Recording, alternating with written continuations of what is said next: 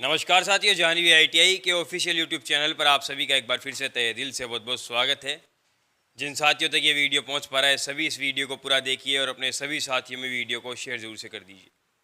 आज की क्लास में हम मोस्ट इम्पोर्टेंट टॉपिक शुरू करने जा रहे हैं, मौलिक विद्युत, बेसिक इलेक्ट्रिसिटी। जो कि बेसिक इलेक्ट्रिसिटी है, यहीं से ऐसे मान लीजिए कि हमारी पढ़ाई का आरंभ होता है और सबसे इम्पोर्टेंट बातें जो है इसी लेसन से हम देखना शुरू करेंगे। इसी से हम देखेंगे कि विद्युत जो है कैसे फ्लो होती है, विद्युत कैसे बनाई जा सकती है, करंट क्या होती है, वोल्टेज क्या होती है, EMF क्या होता है, विभवांतर क्या होता है, प्रोटॉन, न्यूट्रॉन, इलेक्ट्रॉन, जो चीज़ें जाननी है। मतलब कहे तो विद्युत धारा की शुरुआत आज होने वाली है। ITI की शुरुआत आज तुम्हारी होने वाली है कि ITI में तुम क्यों आए हो, जिस चीज़ के लिए आए हो वो आज तुम्हें मिलने वाली है। लेकिन उससे पहले मैं बता दूं, जैसे कि तुमने पहले क्लासेस ले रखी है, ऐसा नहीं कि वो इम्पोर्टेंट नहीं, वो भी काफ़ी इम्पोर्टेंट है, वो सब तुम्हें याद रखना होगा। यहाँ पे आज हम देखेंगे मौलिक विद्युत, बेसिक इलेक्ट्रिसिटी, जिसके अंदर सबसे पहले हम देखेंगे परिचय कि ये मौलिक विद्युत है क्या। देखिए, परिचय के अंदर हम यही जानते हैं कि लेसन का मतलब क्या है। तो लेसन का मतलब यही है कि बेसिक इलेक्ट्रिसिटी, मतलब बेसिक आज हम पढ़ने वाले हैं। और ये जो बेसिक है थोड़ा सुनने में और देखने में और पढ़ने में हार्ड जरूर हो सकता है, लेकिन याद करना समझना इम्पॉसिबल नहीं है, आराम से हो जाएगा। इसके बाद में परिचय की बात कर ली भाई। मौलिक विद्युत हम इसमें देखेंगे न्यूट्रॉन, प्रोटॉन, इलेक्ट्रॉन, विद्युत धारा क्या होती है वो सब देखेंगे। तो आइए अब शुरुआत करते हैं। सबसे पहला टॉपिक है तुम्हारे पास यहाँ पे विद्युत धारा। देखिए, विद्युत धारा क्या होती है? आवेश में प्रवाह की दर को या फिर इलेक्ट्रॉन के प्रवाह की दर को हम क्या कहते हैं? विद्युत धारा कहते हैं। तो यहाँ पे हम लिख देते हैं इलेक्ट्रॉन या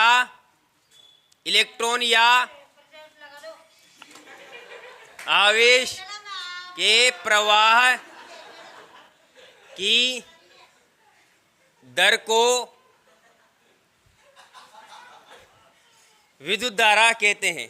ठीक है, विद्युत धारा कहते हैं। ठीक है, आवेश या इलेक्ट्रॉन के प्रवाह की दर को हम क्या कहते हैं? विद्युत धारा कहते हैं। इतनी डेफिनेशन तुम्हारी सभी की किताबों में लिखी हुई होगी। अब इससे आगे पढ़ते हैं। देखिए, विद्युत धारा क्या है? एक ऊर्जा है। क्या है विद्युत धारा? एक ऊर्जा है। तो यहां पे मैं लिख देता हूं विद्युत धारा एक ऊर्जा है। विद्युत धारा एक ऊर्जा है, एक ऊर्जा है। और ऊर्जा जो होती है, ऊर्जा के लिए मैं आपको बता दूं, ऊर्जा को ना तो कभी बनाया जा सकता है और ना ही कभी नष्ट किया जा सकता है। तो यहां पे ये जो ऊर्जा शब्द है, इसके लिए ध्यान रखना, ऊर्जा को ना तो बनाया जा सकता है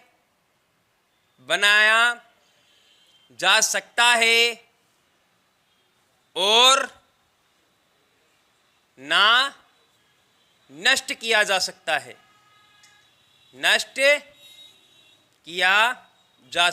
तो फिर क्या किया जा सकता है?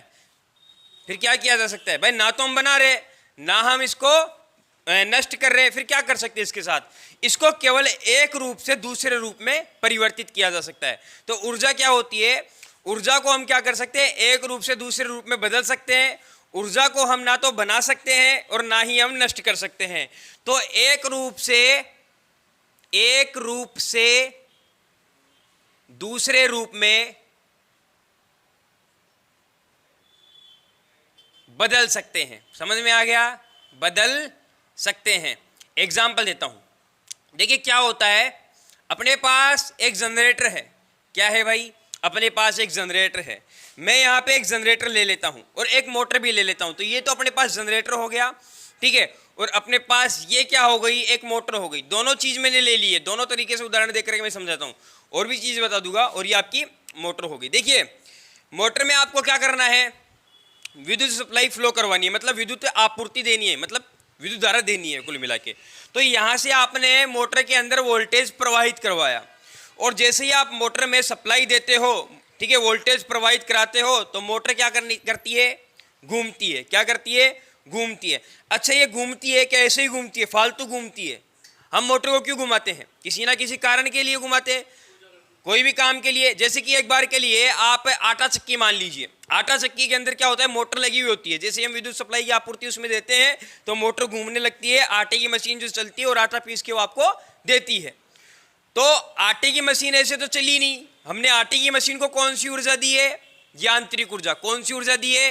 यांत्रिक ऊर्जा। ये जो घुमा रही आटे की चक्की को जो घुमाना होता है ना, इसको हम यांत्रिक बोलते हैं, ठीक है। और ये यांत्रिक ऊर्जा कौन दे रहा है? मोटर दे रही है। कौन दे रहा है भाई?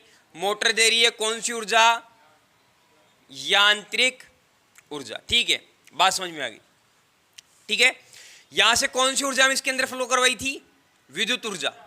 विद्युत ऊर्जा, यहां पे मैंने बात कर ली, विद्युत एक ऊर्जा है, ठीक है। मैंने विद्युत ऊर्जा इसके अंदर फ्लो करवाई। विद्युत ऊर्जा जैसे ही इसके अंदर फ्लो करवाता हूं तो मेरे को एक नई ऊर्जा मिलती है, यांत्रिक ऊर्जा। अब मैं इस यांत्रिक ऊर्जा की क्या काम में ले रहा हूं वो मेरे ऊपर है। अब चाहे मैं इस यांत्रिक ऊर्जा को लेकर के मैं इस जनरेटर को वापस से घुमा दूं, मतलब मैंने इसके अंदर सप्लाई दी, सप्लाई देते इसकी साफ्ट घूमेगी, साफ्ट घूमेगी तो मैंने मान लीजिए इसको इसके साथ जोड़ दिया, कपलिंग कर दिया। कपलिंग का मतलब दोनों के साफ्ट को एक जगह से, जैसे नीचे अपने लैब के अंदर दोनों जो साफ्ट एक जगह कपलिंग हो रखी है, वैसे मैंने इसको कपलिंग कर दिया। अब जैसे ही मैं इसको चलाऊंगा तो ये जनरेटर को घुमाएगी, और आपको पता है जब जनरेटर जब घूमता है तो आपको क्या देता है?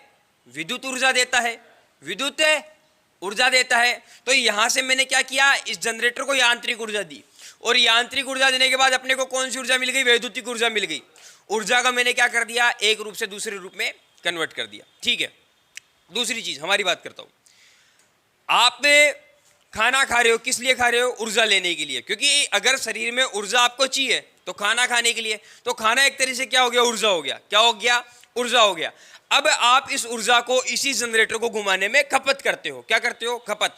भाई आप इस जनरेटर को पूरा दिन घुमाने के लिए आपको बोला जाए तो आपने जो ऊर्जा ले रखी है वो ऊर्जा एक दिन खत्म तो होगी, भाई शाम तक खत्म तो ही जाएगी ना ऊर्जा। ऐसा थोड़ी कि 4-5 दिन तक घुमाती रहोगे, नहीं घुमा पाओगे, तो वो ऊर्जा खत्म हो जाएगी। तो आपने क्या किया? ये जो अपनी ऊर्जा थी, इस ऊर्जा को आपने फिर से वैद्युतिक ऊर्जा में कन्वर्ट कर दिया। क्यों? क्योंकि आप जनरेटर को साफ्ट को खुद घुमा रहे थे, आप जनरेटर की साफ्ट को घुमा रहे थे। आपकी ऊर्जा है जो जनरेटर को मिल रही थी, जनरेटर ने दूसरी ऊर्जा उत्पन्न कर दी। तो ऊर्जा क्या है? केवल इसको हम एक दूसरे रूप में कन्वर्ट कर सकते हैं, इसको ना तो हम बना सकते हैं ना ही खत्म कर सकते हैं। इतनी कार्य प्रणाली हमने पढ़ी, इसके अंदर कहीं ना कहीं हमने क्या ऊर्जा का निर्माण किया? नहीं किया। क्या कहीं पे ऊर्जा को नष्ट किया? नहीं किया। क्या किया? केवल एक रूप से दूसरे रूप में कन्वर्ट किया। बात समझ में आ गई? ये होती है ऊर्जा।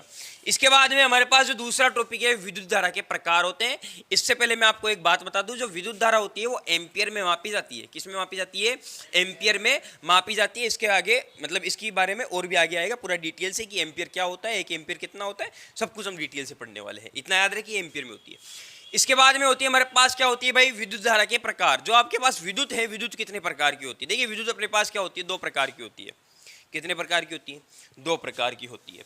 तो सबसे पहले आती है आपके पास स्थिर विद्युत। कौन सी विद्युत है भाई? स्थिर विद्युत। एक आप चमड़े का कपड़ा ले लीजिए। क्या ले लीजिए? चमड़े का कपड़ा ले लीजिए। और एक आप एम्बड़ की छड़ ले लीजिए। क्या ले लीजिए भैया? एम्बड़ की छड़ ले लीजिए, ठीक है।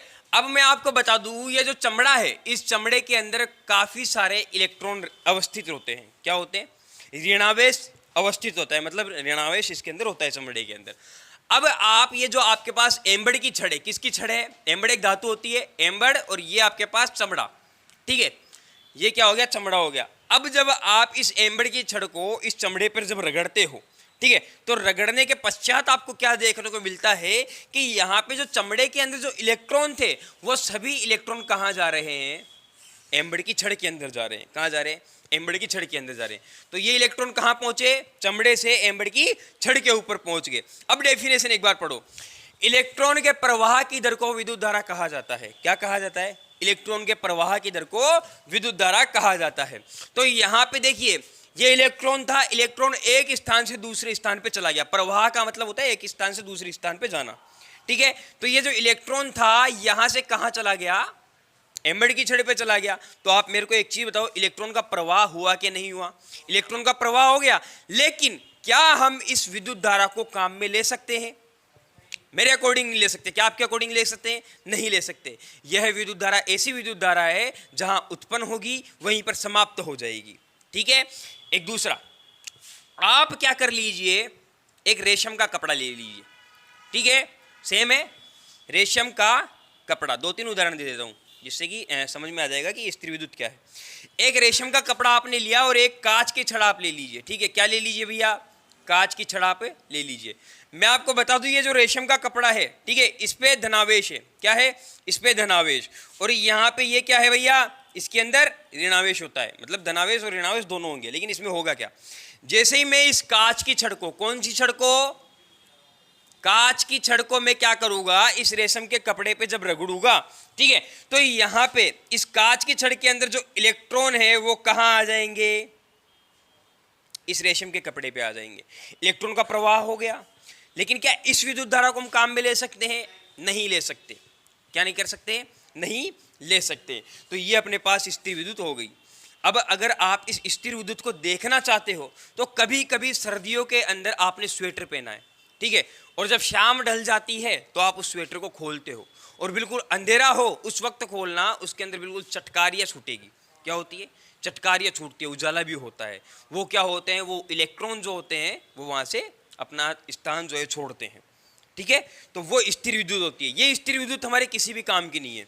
ये स्थिर विद्युत है हमारे किसी भी काम की नहीं है। दो उदाहरण दे दिए, अब तीसरा उदाहरण और सुनिए जो काफ़ी बार आपके साथ बीती होगी, काफ़ी बार आपने नोटिस किया होगा, और काफ़ी बार मैं इस चीज़ का उदाहरण भी देता हूँ। आप चेयर पे बैठे हैं, चेयर पे बैठे हैं, काफ़ी समय तक बैठे हैं, घंटे 2 घंटे तक बैठे हैं। अब ऐसा तो है ही नहीं ना कि आप जैसे कि चेयर पे एक स्थिति में बैठ गए तो आप स्थिति बदलोगे, नहीं, नहीं होगा। स्थिति आप बदलोगे चाहे कुछ भी हो जाए, क्योंकि एक तरह से बैठा बैठा आदमी परेशान होगा। और जब जब आप स्थिति नहीं, क्षमा चाहते हैं, जब जब आप अपनी स्थिति बदलोगे तो चेयर के साथ आपका घर्षण होगा। क्या होगा? चेयर के साथ आपका घर्षण होगा। और जब चेयर के साथ घर्षण होगा तो फिर वही प्रक्रिया, जो चेयर के इलेक्ट्रॉन है आपके अंदर आएंगे, ठीक है। अब वो इलेक्ट्रॉन आ गए। अब जब दूसरा व्यक्ति आकर के जब आपको छूता है तो उसी वक्त जो चेयर के इलेक्ट्रॉन आपके अंदर आए थे वो इलेक्ट्रॉन अपना स्थान छोड़ेंगे, और जो दूसरा व्यक्ति आपको हल्का सा टच कर रहा है उसको छोटे से झटके का महसूस होगा, ठीक है। तो इस तरह से क्या होता है, तो वो अपने को झटका लग जाता है। तो ये स्थिर विद्युत की होती है। अब देखिए, हमने स्थिर विद्युत के बारे में पढ़ लिया, लेकिन मैं आपको बता दूं, अब आपसे अगर मैं पूछना चाहूं, क्या स्थिर विद्युत एक ऊर्जा है? क्या स्थिर विद्युत एक ऊर्जा है? नहीं है। स्थिर विद्युत एक ऊर्जा नहीं है। इसका रीजन क्या है? ऊर्जा के लिए मैंने पहले ही बता दिया, ऊर्जा को ना तो खत्म किया जा सकता है ना बनाया जा सकता है। यहां पे स्थिर विद्युत बन रही है और स्थिर विद्युत खत्म भी हो रही है। स्थिर विद्युत को हम एक रूप से दूसरे रूप में कन्वर्ट नहीं कर रहे। देखिए, ये घर्षण से बन रही है और कुछ समय बाद मुक्त इलेक्ट्रॉन अपना स्थान छोड़ रहे हैं तो वो इलेक्ट्रिसिटी खत्म हो रही है। तो स्थिर विद्युत एक क्या है भैया? ऊर्जा नहीं है। क्या नहीं है? ऊर्जा नहीं है। तो फिर ऊर्जा कौन सी है? गतिज विद्युत है। कौन सी है? गतिज विद्युत। ये गतिशील विद्युत क्या होती है? देखिए, गतिशील विद्युत क्या होती है? गतिशील विद्युत वह विद्युत होती है जिसको तारों की सहायता से एक स्थान से दूसरे स्थान पे पहुंचाया जा सके, ठीक है भाई। आपके घर के अंदर सप्लाई आ रही है, किसकी सहायता से आ रही है? वायरों की सहायता से, तारों की सहायता से आ रही है। और जो आपके घर में जो विद्युत सप्लाई आ रही है वो कौन सी विद्युत धारा है? वो गतिज विद्युत है। कौन सी है भैया? गतिज विद्युत है। और ये जो गतिज विद्युत है ये वाक्य में एक ऊर्जा है। ये जो गतिज विद्युत होती है ये वाक्य में एक ऊर्जा होती है। क्यों? क्योंकि इसका प्रयोग हम सभी घरों के अंदर करते हैं। कोई क्या करता है? ये ऊर्जा लेकर के प्रकाशीय ऊर्जा बनाता है। कोई अपने घर के अंदर कोई छोटी मोटी मशीन रख रखा है तो मोटरें चला के यांत्रिक ऊर्जा लेता है। ये एक तरह से ऊर्जा है। जैसे कि बात करूं, घर के अंदर पंखा है, कूलर है, विद्युत आपूर्ति ले रहा है, आपको घूम करके यांत्रिक ऊर्जा दे रहा है, ठीक है, ऊर्जा आपको उसने दे दी है। तो यहाँ पे क्या है? एक ऊर्जा को दूसरे ऊर्जा में कन्वर्ट किया जा रहा है। तो यहाँ पे मैं बात करूँ, गतिशील विद्युत क्या है? एक ऊर्जा है जो तारों की सहायता से घरों तक या फिर तारों की सहायता से एक स्थान से दूसरे स्थान पे पहुंचाई जा सकती है। बात समझ में आ गई? इतनी बात समझ में आएगी? नो डाउट, कोई दिक्कत? ठीक है। अब यहाँ पे इसके बाद में गतिशील विद्युत कंप्लीट होने के बाद हम यहाँ देखते हैं कि जो आपके पास गतिशील विद्युत होती है ये कितने प्रकार की होती है? कितने प्रकार की होती है भाई गतिशील विद्युत? गतिशील विद्युत कितने प्रकार की होती है? 2 प्रकार की होती है। अच्छा, कौन कौन सी होती है? नाम बताइए। ठीक है, देखिए बुक में देख करके नहीं बोलना, जो पढ़ा दिया गया है उसको ध्यान में रख करके बोलना है। 4 नहीं होती भैया, 2 होती है, ठीक है। देखिए 2 होती है। पहली होती है अल्टरनेटिंग करंट और दूसरी होती है डायरेक्ट करंट, डीसी, ठीक है। तो एसी और डीसी 2 प्रकार की अपने पास गतिशील विद्युत होती है। जो यहाँ पे एसी है, एसी का पूरा नाम क्या होता है? प्रत्यावर्ती धारा। क्या होता है भैया? प्रत्यावर्ती धारा, ठीक है। ये प्रत्यावर्ती धारा हो गया। इसके बाद में आपके पास जो डीसी है इसका क्या होता है, दिष्ट धारा। क्या होता है, दिष्ट धारा। ये दो प्रकार की धाराएं अपने पास होती है। सबसे इंपॉर्टेंट है कि यहाँ पे एसी का पूरा नाम और एसी की फुल फॉर्म या फिर एसी की परिभाषा हमें याद होनी चाहिए। तो परिभाषा हम बनाएंगे। देखिए जो आपके पास एसी होती है, जो आपके पास प्रत्यावर्ती धारा होती है, प्रत्यावर्ती धारा की कुछ वेव इस तरह से होती है। क्या होती है, इस तरह से वेव होती है। इसके अंदर दो एरिया होते हैं, पॉजिटिव एरिया और ये नेगेटिव एरिया। ठीक है, ग्राफ होता है। अब ग्राफ में आपको पता है ऊपर की साइड प्लस होता है, नीचे की साइड माइनस होता है। सेम प्रकार से ग्राफ है। और यहाँ पे ये जो ग्राफ है, ठीक है, यहाँ पे 0 होता है, यहाँ पे 1 2 3 4 5 और 6, लेकिन सभी प्लस के, सभी प्लस के। और यहाँ पे क्या है, 1 2 3 4 5, लेकिन सभी माइनस के। ठीक है, सभी माइनस के। बात समझ में आ गई। इस तरह से क्या है, हमारे पास ये ग्राफ रेडी है। अब इस ग्राफ से हमें क्या बनाना है, ऐसी परिभाषा बनानी है कि आप कभी भी ना भूल पाओ। वैसे परिभाषाएं सबको याद होती है। क्या, ऐसी विद्युत धारा वह विद्युत धारा होती है जो समय के साथ अपना मान और दिशा दोनों परिवर्तित करती है। लेकिन कहाँ से निकली ये परिभाषा, किताब में लिख दी तो होगी। ठीक है, हम खुद देखते हैं कहाँ से निकली है। ठीक है, समझते हैं इसको। देखिए अपने पास ये वेव है, इसी वेव से हम ऐसी विद्युत धारा की परिभाषा बनाते हैं। आपके पास, हम ये सभी जानते हैं, ये अपने पास एसी की वेव है। क्या है भैया, ये एसी की वेव है। अब ये करंट हो सकती है, वोल्टेज हो सकती है, कुछ दोनों में से कुछ भी हो सकती है। अब यहाँ पे ये 0 से आरंभ होती है। क्या होती है, 0 से आरंभ होती है। और एक समय के बाद इसका मान 1 होता है, एक समय के बाद 2, फिर 3, फिर 4, फिर 5, और अपनी ये शिखर वैल्यू तक 5 तक ये पहुंच पा रही है। कहाँ तक पहुंच पा रही है, शिखर वैल्यू। ठीक है, पीक वैल्यू, पीक यानी उच्चतम मान। उच्चतम मान इसका कितना है, प्लस साइड 5 है। ठीक है, प्लस की साइड 5 है। इसके बाद में फिर ये धीरे धीरे धीरे धीरे गिराव आ रहा है, इसकी वेव में धीरे धीरे गिराव आया और ये फिर से 0 पे आकर के पहुंच गई, आ गई। लेकिन ये डिग्री कितना है, देखिए ये इसका 90 डिग्री है और ये इसकी 180 डिग्री है। बात समझ में आ गई। और ये 180 डिग्री के बाद फिर से ये कहाँ जाने लगती है, -1 पे जाती है, फिर -2 पे जाएगी, फिर -3 पे जाएगी, फिर -4 पे जाएगी, और इस तरह से ये -5 तक अपनी पीक वैल्यू तक पहुंच रही है। कहाँ तक, -5 अपनी पीक वैल्यू तक पहुंच रही है।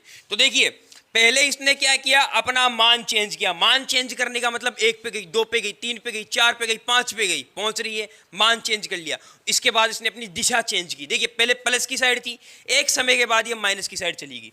तो इसने क्या किया, पहले तो अपना मान 1 से 2, 2 से 3 इस तरह से चेंज किया। फिर इसने अपना दिशा चेंज कर ली। पहले प्लस साइड ही थी, एक समय के बाद माइनस की साइड चली गई। एक चीज याद रखिए, मान लीजिए 2 एरिया है, एरिया याद रखिए आप। तो मान लीजिए 2 देश है, एक प्लस देश एक माइनस देश है। पहले वेव कहाँ चलती है, प्लस में चलती है, फिर बाद में माइनस में चलने लग जाती है। तो इसने अपनी दिशा भी चेंज कर ली। तो ऐसी विद्युत धारा कौन सी होती है भैया, प्रत्यावर्ती। अगर विद्युत धारा की आप परिभाषा देना चाहो तो क्या होती है, वह विद्युत धारा, वह विद्युत धारा, विद्युत धारा जो समय के साथ, किसके साथ, समय के साथ। भाई ये जब मान चेंज कर रही है, ऐसा तो है ही नहीं ना कि सिर्फ ऐसे मान ले एक क्षण के अंदर सभी मान चेंज कर रही है, ऐसा थोड़ी है। भाई मैं यहां से वहां जा रहा हूं, मैं यहां से मान लीजिए यहां पहुंचा हूं, मेरे को कुछ तो समय लगा है, इसको भी कुछ ना कुछ समय लगेगा 1 से 2 पे जाने पे, 2 से 3 पे जाने के लिए। इसीलिए इसमें कहा गया है कि वह विद्युत धारा जो समय के साथ, मतलब समय भी परिवर्तित होता रहे, समय के साथ अपना मान और दिशा दोनों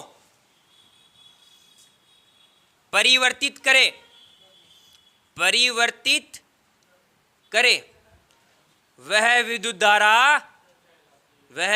धारा प्रत्यावर्ती विद्युत धारा कहलाती है, विद्युत धारा कहलाती है। समझ में आ गया भैया, समझ में आ गया, समझ में आ गया। ऐसी विद्युत धारा क्या होती है, ठीक है। ऐसी विद्युत धारा को उत्पन्न करने के सोर्स क्या क्या है, क्या है, अभी एक याद रखिए, अल्टरनेटर। ठीक है, अल्टरनेटर की सहायता से आपके पास ऐसी विद्युत धारा आपको प्राप्त हो सकती है। किसकी सहायता से, अल्टरनेटर की सहायता से आपको ऐसी विद्युत धारा मिल सकती है। इसके बाद डीसी मिले तो डीसी को आप एसी के रूप में कन्वर्ट करके यूज़ कर सकते हैं। ठीक है, बात समझ में आ गई। एसी विद्युत धारा क्या होती है? समय के साथ जिसने अपना मान और दिशा दोनों परिवर्तित किया है। हमने वेव से समझ लिया कि ये इसकी वेव होती है और किस तरह से अपनी वैल्यू चेंज कर रही है, किस तरह से अपनी दिशा चेंज कर दी है, और क्यों इसकी परिभाषा यही बनी है। ठीक है, तो ये क्या हो गई अपने पास? एसी होगी। इसके बाद बात करते हैं डायरेक्ट करंट। देखिए डीसी जो होती है इसका पूरा नाम सबसे पहले तो क्या है? दिष्ट धारा है। क्या है? दिष्ट धारा। अब अगर हम इसकी परिभाषा देखना चाहें तो डीसी की परिभाषा क्या हो जाएगी? डीसी की परिभाषा क्या हो जाएगी? वह विद्युत धारा जो समय के साथ, ठीक है, समय के साथ मतलब समय तो परिवर्तित होगा, समय को कोई रोक नहीं सकता, समय को मैं भी नहीं रोक सकता, आप भी नहीं रोक सकते, विद्युत धारा भी नहीं रोक सकती, कोई नहीं रोक सकता, समय तो चेंज होगा ही होगा। अब यहाँ पे मैं बना देता हूँ क्या? डीसी की वेव। यहाँ पे ये 0 रहेगा, यहाँ पे 1 2 3 और ये 4 ये 5, ठीक है, 1 2 3 4 और ये 5, लेकिन ये सभी प्लस के रहेंगे, ये सभी माइनस के रहेंगे भैया, ठीक है, ये सभी प्लस के हो जाएंगे। इतनी बात सही है? कोई दिक्कत? ठीक है। अब यहाँ से डीसी की परिभाषा निकल रही है कि वह विद्युत धारा जो समय के साथ अपना मान और दिशा दोनों परिवर्तित ना करे। समझ में आ गया? मान और दिशा दोनों परिवर्तित ना करे वह विद्युत धारा डीसी विद्युत धारा कहलाती है। कैसे? आइए देखते हैं। देखिए वह विद्युत धारा जो समय के साथ, देखिए समय चेंज होगा, समय को कोई नहीं पकड़ सकता। यहां पे बात करते हैं मान की। देखिए यहां से 4 से मामला शुरू हो रहा है। ये वेव जो है डीसी की है, मैं आपको बता दूं, और ये कहां से शुरू हो रही है? 4 से शुरू हो रही है। क्या मैं पूछूं ये 3 पे गई? आप बोलोगे नहीं गई सर, 4 पे ही चल रही है। क्या 2 पे आई? नहीं आई। क्या 1 पे आई? नहीं आई। ये कहां चल रही है? केवल और केवल 4 पे चल रही है, सीधी जा रही है। तो ये क्या हो गई अपने पास? डीसी की वेव हो गई जो केवल 4 पे चल रही है। क्या इसने अपना मान परिवर्तित किया? पहली चीज निकल करके आएगी, इसने अपना मान परिवर्तित नहीं किया। इसकी बाद में बात आती है दिशा की। देखिए ये यहाँ पे पॉजिटिव एरिया में चल रही है। किसमें चल रही है? पॉजिटिव एरिया में। क्या ये नेगेटिव एरिया में गई? क्या ये माइनस में आई? नहीं आई, ये प्लस में ही चल रही है। तो क्या इसने अपनी दिशा चेंज की? नहीं की, दोनों नहीं की। तो परिभाषा क्या बन जाएगी? वह विद्युत धारा जो समय के साथ अपना मान और दिशा दोनों ना बदले, ठीक है, दोनों ना बदले, वह विद्युत धारा कौन सी विद्युत धारा कहलाती है भैया? डीसी विद्युत धारा कहलाती है। विद्युत धारा कहलाती है। समझ में आ गया? समझ में आ गया? इंक डाल लो ऑफिस से, ठीक है, बात समझ में आ गई? ठीक है। अब इसके बारे में बात करते हैं, इसको उत्पन्न करने के स्रोत क्या है। अभी एक याद रखिए, डीसी जनरेटर, और 2-3 बता देता हूं, सोलर पैनल, बैटरी, ठीक है, सोलर, बैटरी और डीसी जनित्र, इन सभी से हम इसको बना सकते हैं। ये जो डीसी होती है अपने पास कितने प्रकार की होती है? कुछ 3 प्रकार की होती है। कितने प्रकार की होती है? 3 प्रकार की होती है।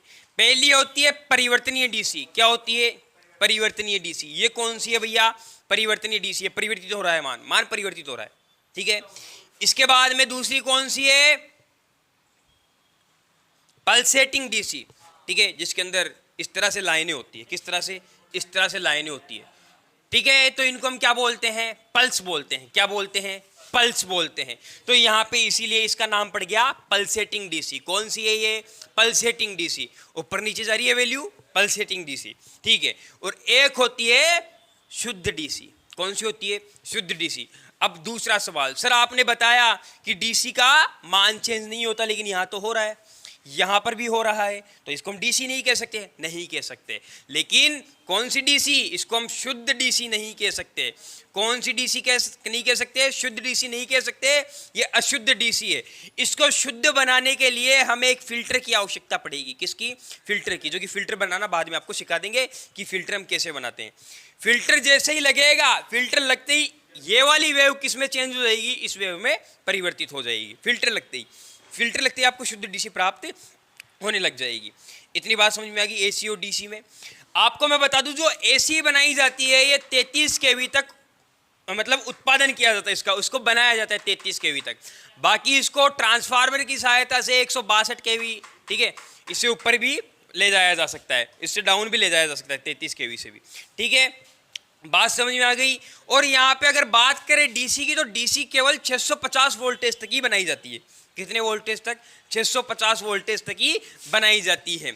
और यहाँ पे इसको अगर आप तारों की सहायता से, डीसी को अगर आप तारों की सहायता से एक स्थान से दूसरे स्थान पर ले जाने का प्रयास करोगे तो बार बार आपको बूस्ट करने की आवश्यकता पड़ेगी। बूस्ट करने का मतलब 1 किलोमीटर पहले से आपने 1 किलोमीटर 650 वोल्टेज को पहुंचाया और जैसे ही तारों की सहायता से वोल्टेज गुजर रही है तो वोल्टेज डाउन हो जाएगी। क्या हो जाएगी? 1 किलोमीटर के बाद वोल्टेज रह जाएगी आपकी 400, ठीक है, लेकिन भेजी कितनी थी आपने? 650, तो 250 वोल्टेज घट गई। अब वापस आपको 600 बनाने के लिए वहां पे फिर से कोई डीसी जनरेटर या बैटरी टाइप कुछ भी बूस्टर के लिए लगाना पड़ेगा। आपने वहां पे बूस्ट किया उसको, फिर 1 किलोमीटर गए, तो इसलिए इसको हम तारों की सहायता से ज्यादा दूर तक नहीं ले जा सकते, ठीक है। इसके बाद में एसी की बात करते हैं। एसी को क्या कर सकते हैं? एसी को एक जगह से दूसरे स्थान पे बहुत दूर तक ले जा सकते हैं। कहां तक? बहुत दूर तक, ठीक है। इसमें क्या होता है, देखिए एसी जो होती है तो बिल्कुल टहलते टहलते चल रही है, आराम से, आराम से। कहीं मेला लग रहा है देख लिया, ठीक है, कहीं कोई खेल रहा है उसको देख लिया, कहीं रुक गई चाय पानी पी ली, ठीक है। तो इस तरह से क्या है, एसी आराम से जाती है, आराम से रुकती रुकती टहलते टहलते। एक चीज बताइए, आदमी जो है तेज चल के ज्यादा दूर तक जा सकता है या फिर आराम से टहलते टहलते जाएगा? आराम से ज्यादा दूर तक जा सकता है ना। तो इसीलिए एसी क्या होती है, बहुत ज्यादा दूर तक आराम से पहुंच जाती है। और यहाँ पे जो डीसी है, डीसी क्या होती है, बहुत स्पीड से निकलती है। और मैं बताऊं, आप 100 मीटर भाग लो, रुक जाओगे, बैठ जाओगे, सांस फूल जाएगी। तो इसीलिए इसकी भी सांस फूल जाती है, डाउन चली जाती है, ठीक है। तो इसीलिए डीसी को ज्यादा दूर तक नहीं ले जाया जा सकता। इस डीसी से मेरे को एक बहुत चीज अच्छी याद आई। काफी समय पहले मेरे एक मित्र ने मुझसे कहा कि सफलता को हमेशा क्या करना है, सफलता को मान लीजिए कि आपका एक ग्राफ है, कोई ये ग्राफ है, अगर आप सफलता इस तरह से हासिल करना चाहते हैं, कंपल्सरी आप नीचे आओगे ही आओगे, डाउन आओगे, वापस आ जाओगे। बिल्कुल सीधे आप जा रहे हो, डाउन आना पड़ेगा। लेकिन अगर सफलता धीरे धीरे प्राप्त होती है तो आप बहुत ऊपर तक जाओगे। अपने जीवन में उतार लेना इस बात को, ठीक है। याद आ गई इसलिए बता दिया, याद रखना, हर किसी को नहीं बताता मैं ऐसी चीजें, ठीक है। इसके बाद में हमने देखी डीसी, डीसी हमारी कंप्लीट हो गई। अब इसके बाद में विद्युत धारा उत्पन्न करने के स्रोत कौन कौन से? जो आपके पास विद्युत धारा है, इसको उत्पन्न करने के स्रोत कौन कौन से? सर आपने एसी बता दी, डीसी बता दी, गतिज बता दी, स्थिर बता दी, ये बताओ बनाएंगे कैसे? ठीक है, पहला आता है प्रकाशीय स्रोत। सोलर पैनल आप सभी ने समझा होगा, जाना भी होगा। सोलर पैनल के ऊपर जैसे ही आपके प्रकाश की किरणें गिरती है तो चार्ज होता है और शाम को एक बल्ब जला देता है। और भी कुछ आप चलाना चाहो जल जाएगा, मैं सिर्फ एक एग्जांपल दे रहा हूँ। उसके ऊपर क्या होगी, सूर्य की किरणें गिरेगी, सूर्य की किरणें गिरेगी, सोलर चार्ज होगा और सोलर चार्ज होने के बाद आपको क्या देगा, विद्युत आपूर्ति दे देगा भैया, विद्युत सप्लाई आपको दे देगा। इसके बाद में बात आती है तापीय स्रोत की। देखिए तापीय स्रोत क्या होता है, साइंस के अंदर आपने एक विधि पढ़ी, थर्मोकपल विधि। कौन सी विधि? थर्मोकपल विधि। ये जो थर्मोकपल विधि है इसमें क्या होता है, एक भट्टी होती है। क्या होती है? भट्टी होती है, ठीक है। ये एक भट्टी हो गई अपने पास। इस भट्टी के अंदर आपको पता है हाई टेम्परेचर रहेगा। क्या रहेगा? High temperature. तो दो अलग अलग धातुओं को आगे से मोड़ लीजिए, दो वायर ले लीजिए, अलग अलग धातुएं होनी चाहिए वायर की, ठीक है। मतलब एक कॉपर होगी, एक एंटीमनी होगी, कुछ भी आप ले लीजिए, लेकिन अलग होनी चाहिए धातुएं। दोनों धातुओं को आप आगे से मोड़ लीजिए एक जगह। और जब आप मोड़ोगे तो जैसे कि मान लीजिए दो धातुएं हैं, दोनों धातुओं को आपने इस तरह से मोड़ लिया, ये दोनों धातुएं यहाँ से आपस में ऐंठ ली और ऐंठ करके ये दो तार आपके बाहर निकल गए। यहाँ गैल्वेनोमीटर आपको लगा देना है। क्या लगा देना है? गैल्वेनोमीटर लगा देना है। और गैल्वेनोमीटर लगा करके आप इन दोनों तारों को जो ऐंठे हुआ भाग है इसको तो यहाँ इसके अंदर डाल दीजिए, भट्टी के अंदर, और यहाँ पे जो गैल्वेनोमीटर है इस गैल्वेनोमीटर को यहाँ जोड़ दीजिए। अब उससे होगा क्या, देखिए भट्टी जो है काफ़ी ज़्यादा गर्म होगी और गर्म होगी तो ये इस वाले हिस्से को गर्म करेगी। अब आपको पता है धातु है, धातु के अंदर इलेक्ट्रॉन होंगे। क्या होंगे? इलेक्ट्रॉन होंगे। और जैसे ही ये इलेक्ट्रॉन गर्म होंगे तो क्या होगा, अपना स्थान बदलेंगे, ये भागने लगेंगे। भाई आपको अगर किसी गर्म जगह पर ले जाया जाए तो आप वही स्थान छोड़ने की कोशिश जरूर करोगे, एक स्थान से दूसरे स्थान पर पहुंचने की कोशिश करोगे, ठीक है।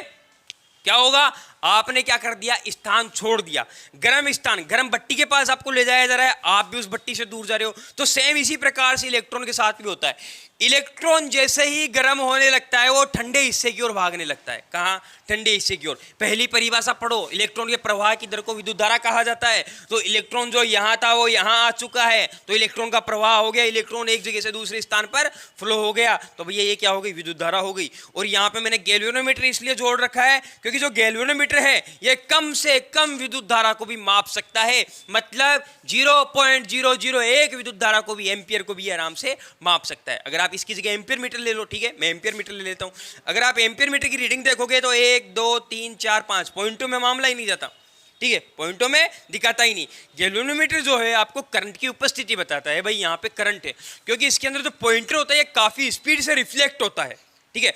अगर इसके अंदर थोड़ी बहुत विद्युत धारा भी फ्लो करवा दी जाए तो ये काफी स्पीड से रिफ्लेक्ट होता है, इसीलिए हम गैल्वेनोमीटर का प्रयोग करते हैं। तो ये गैल्वेनोमीटर लगाया। अब एक चीज बताइए, गैल्वेनोमीटर रिफ्लेक्ट क्यों हुआ?